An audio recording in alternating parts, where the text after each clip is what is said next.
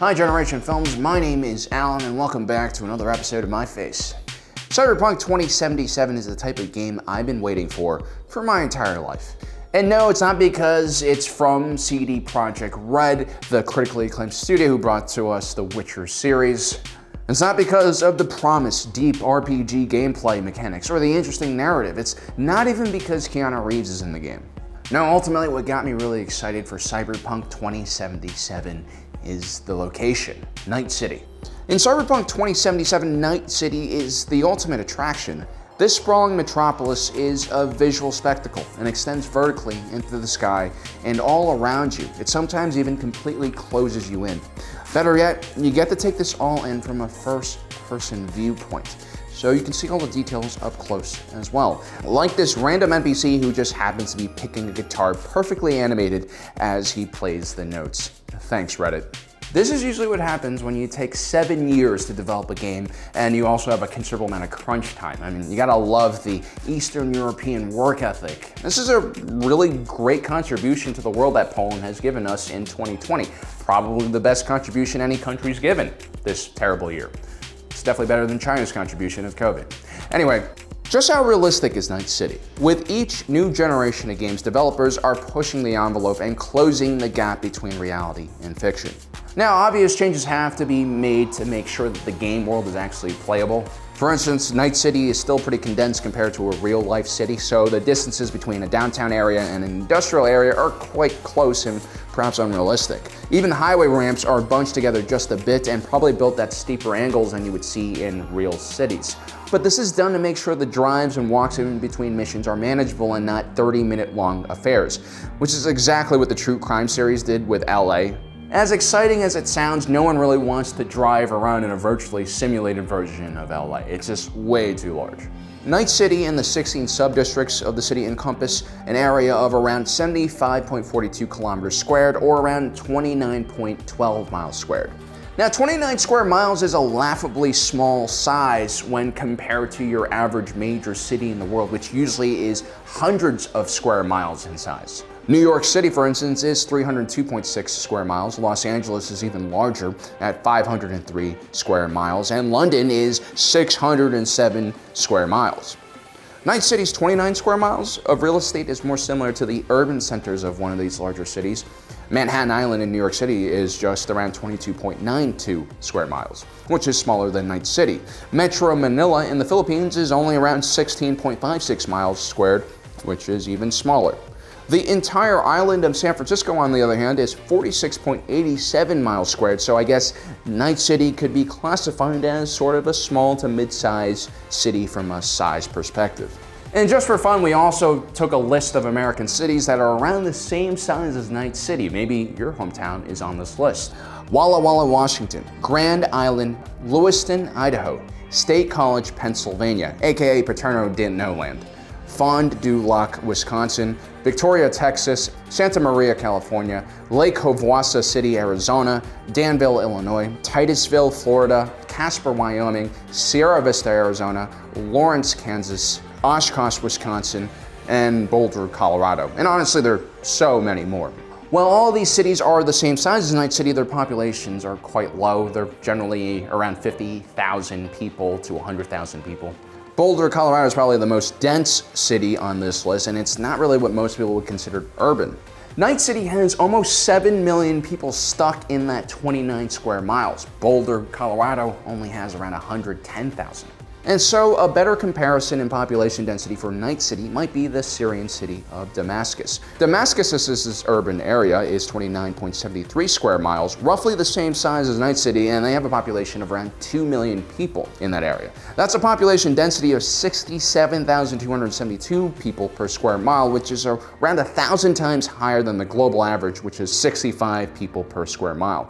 But Night City's population density is even higher and estimated to be around 239,000 people per square mile, which is twice as high as the most dense city in the world, Manila.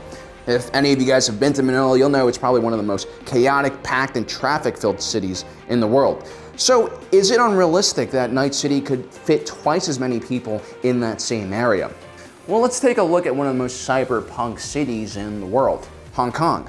And by cyberpunk, I mean it has massive residential complexes streaked with neon that rise above the street level, greatly increasing the amount of people that can live in a small area. The Mongkok district on the Kowloon side of the river is basically Night City in aesthetic terms. It looks just like the area outside of V's apartment block. It is a high traffic area with tons of cheap electronic stores, jewelry joints selling golden ducats, and tiny hole-in-the-wall eateries pumping steaming bowls of goodness. Mongkok is widely hailed as one of the most densely packed places in the world, with a population density of 336,570 people per square mile. So I guess Night City is possible when it comes to density. Of course, Night City is a more complete urban sprawl. It has a wide range of districts ranging from high-end residential neighborhoods to corporate retail office parks to industrial complexes where you would obviously see a dip in the population. Mongkok is a relatively uniform area, and it's a very tiny area in comparison and mostly made up of dense buildings with commercial retail spots at the floor level and residential and offices above. Then you have the legendary Kowloon Walled City, which no longer really exists, but used to be this mega block apartment complex in Hong Kong that housed 50,000 people within only 6.4 acres, giving this ridiculously dystopian-looking area a population density of around 5 million people per square mile. So I guess while Night City's population density of 239,000 people per square mile is a bit higher than any other known city in the world, it is definitely possible. Especially when you consider the verticality of the city, which has multiple levels and raised streets. What is kind of unnatural about this metropolis is the fact that the urban sprawl kind of just ends at the border of Night City. There's no massive suburban area where workers would traditionally live and commute to the city from. Instead, we just see wasteland. Now, this could be due to the extreme dangers one can find in the wasteland. It's just not a great place to roam. They're like bandits and cannibals, I imagine. You know, dystopian kind of stuff. But then again, Night City isn't really that safe either. Apparently, it has 7,103 homicides in a year, and on a single day, as high as 50 murders. This is actually pretty ridiculous and equates to around 102 homicides per 100,000 citizens. In comparison, New York City only has a homicide rate of 2.8 people per 100,000, which isn't surprising. A lot of people, especially those who are not from New York City, have this skewed view of New York City being extremely dangerous, where in reality it's actually probably one of the safest large cities in the country. If you take a look at it from a state-by-state case, it's generally the more rural and impoverished areas that have a higher homicide rate. Louisiana tops the country at 11.4 homicides per 100,000, followed by Missouri with 9.9 and Alaska with 8.2. The city that has the highest homicide rate in America is St. Louis, which has around 66 homicides per 100,000. Baltimore is next up with 55.77 homicides, whereas Detroit and New Orleans both hover around 40 homicides per 100,000. But of course, these are small cities with populations not even reaching 1 million. The most dangerous large city in America would probably be Chicago, or as some people call it, Chirac. It has a homicide rate of 24.13.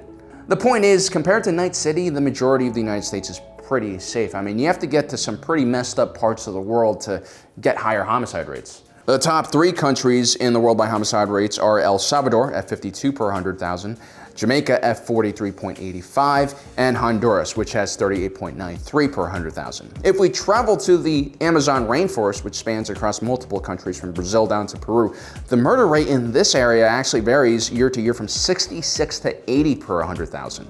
And just to be clear, these are people murdering people, not like jaguars killing babies and stuff like that. This is pretty messed up kind of stuff. But it's still nowhere near close to the 102 homicides per 100,000 that Night City has. For us to get even remotely close to that, we have to go to our southern neighbors. The city of Tijuana and Juarez are the only 2 places in the world that have a higher homicide rate than Night City. Tijuana has 134 homicides per 100,000, and Juarez has around 104 homicides per 100,000. So yeah, Night City is a pretty dangerous place, but it's reasonably dangerous and realistically dangerous, I guess you could say.